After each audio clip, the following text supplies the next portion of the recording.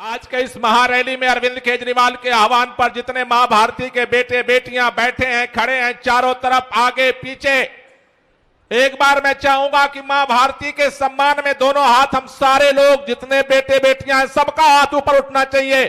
आजू बाजू चारों तरफ जितने मां भारती के बेटे बेटियां हैं, आगे पीछे जितने लोगों तक आवाज जा रही है और जिनके पास हाथ है, दोनों हाथ उठा करके मुट्ठियां बांधो और पूरी ताकत से बोलेंगे, भारत माता की, भारत माता की, इनकलाब, इनकलाब, वंदे वंदे, काला अध्यादेश वापस लो, काला अध्यादेश वापस लो।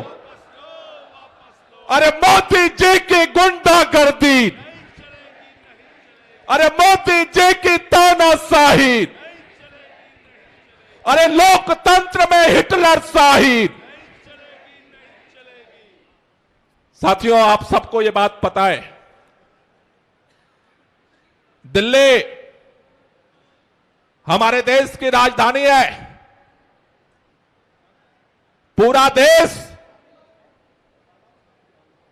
पूरे देश के अंदर जब भी कोई संकट पैदा होता है तो पूरा देश दिल्ली की तरफ देखता है। लेकिन दिल्ली के अंदर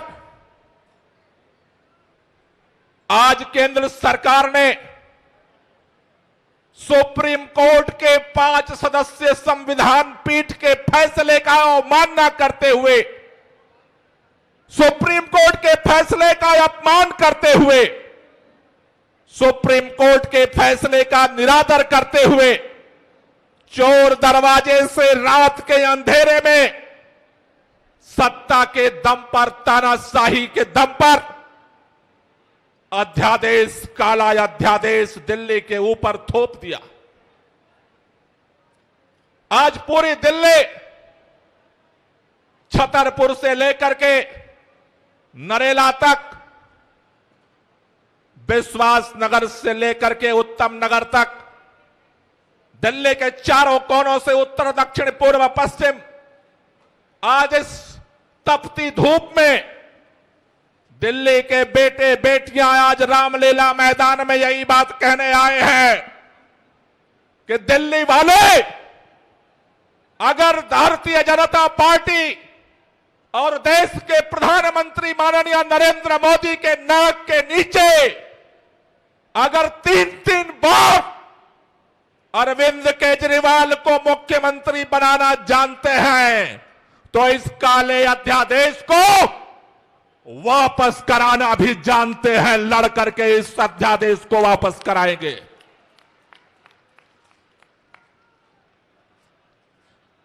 भारतीय जनता पार्टी के लोगों से पूछो,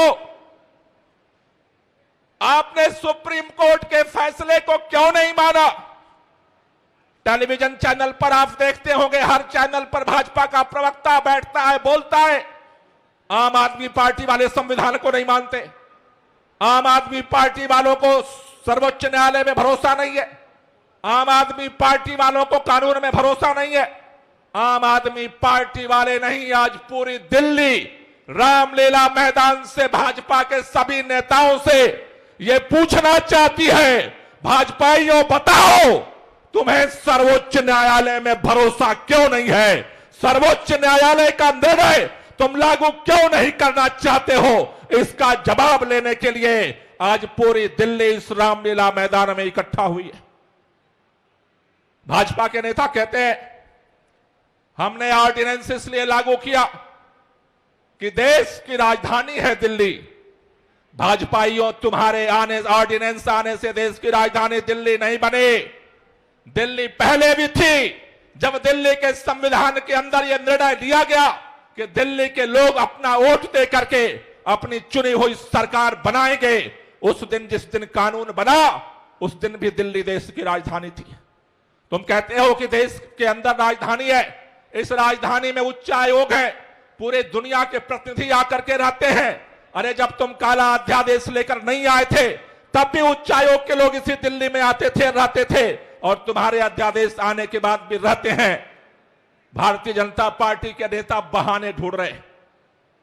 एक भी नेता को इस बात का जवाब नहीं है। उनसे पूछो कि सुप्रीम कोर्ट का फैसला क्यों नहीं मानते, बोले आम आदमी पार्टी ने भ्रष्टाचार कर दिया। उनसे पूछो सुप्रीम कोर्ट का फैसला क्यों नहीं मानते, बोले ये हो गया। उनसे पूछो सुप्रीम कोर्ट का फैसला क्यों नहीं मानते, कहते हैं वो हो गया। उनसे पूछो सुप्रीम कोर्ट का फैसला क्यों नहीं मानते, उनके पास कोई जवाब नहीं है। हमारे देश के प्रधानमंत्री कहते हैं भारत मदर ऑफ डेमोक्रेसी है।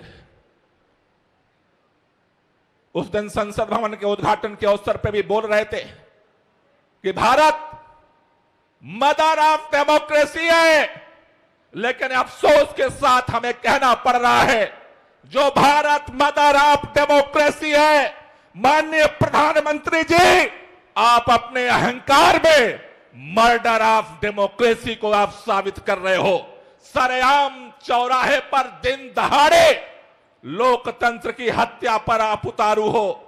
ये इस देश को बर्दाश्त नहीं है। ये देश का संविधान, ये देश का लोकतंत्र, देश की संस्थाएं किसी पार्टी की बदौलत नहीं पैदा हुई हैं। आज इस देश के अंदर लाखों लोगों ने अपने प्राणों को न्यौछावर करके इस देश की आजादी के लिए अपना सब कुछ जान पर लगाया था। उस लंबी आजादी की लड़ाई के बाद इस देश को संविधान मिला, इस देश को लोकतंत्र मिला। इस देश के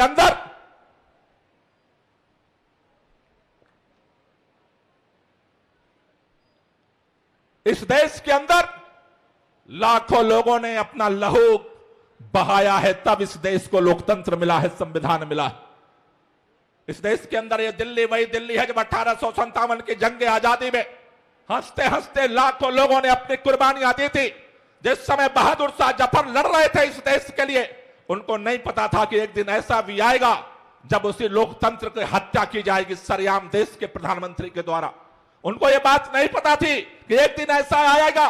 नाना साहब जब लड़ रहे थे, झांसी की रानी लड़ रही थी, तात्या टोपे लड़ रहे थे, बेगम हजरत महल लड़ रही थी, तो उन्हें नहीं पता था कि हमारी कुर्बानियों के बाद इस देश के अंदर आजाद हिंदुस्तान में एक दिन ऐसा आएगा जब लोकतंत्र का सरेआम, जिसके ऊपर संविधान और लोकतंत्र के संरक्षण संवर्धन की जिम्मेदारी है, वही देश का प्रधानमंत्री सरेआम लोकतंत्र की हत्या करेगा। मैं आपसे एक ही बात कहना चाहता हूं साथियों, आज पूरे दिल्ली यहां पर खड़ी है, पूरे दिल्ली के बेटे बेटियां खड़ी हैं। भारतीय जनता पार्टी को सत्ता का अहंकार हो गया है। भारतीय जनता पार्टी ने कहा लोकसभा चुनाव में 7 सीट दिल्ली वाले जिताते हैं, उससे हमारी सरकार बनने बिगड़ने पर कोई फर्क नहीं पड़ने वाला। इसलिए सत्ता के अहंकार में काले ऑर्डिनेंस के माध्यम से भारतीय जनता पार्टी ने दिल्ली के मतदाताओं का, दिल्ली के लोगों के वोट की कीमत 0 कर दी है। मैं आपसे एक ही बात कहना चाहता हूं, कई हमारे मित्र कह रहे थे रामलीला मैदान में जो ये लाखों लोग इकट्ठा हो रहे हैं उससे क्या फर्क पड़ेगा। एक ही हम संकल्प लेकर के यहां से जाएंगे, हर कोने से, हर गली से, हर मोहल्ले से, हर जाति धर्म प्रांत क्षेत्र के लोग यहां मौजूद है। अगर भारतीय जनता पार्टी को अहंकार है कि हम दिल्ली वालों के वोट की कीमत 0 कर देंगे, तो एक संकल्प लेकर के जाओ। अगर अध्यादेश वापस नहीं होता है तो लोकसभा चुनाव में भाजपा को भी दिल्ली में हम 0 कर देंगे। यह संकल्प लेकर के हमें यहां से जाना है। हम शांतिपूर्वक लड़ाई लड़ रहे हैं। हम सड़क पर आज यहां इकट्ठा हैं, सड़क से लेकर के संसद तक और सुप्रीम कोर्ट तक, तीनों तरफ इस लड़ाई को लड़ेंगे।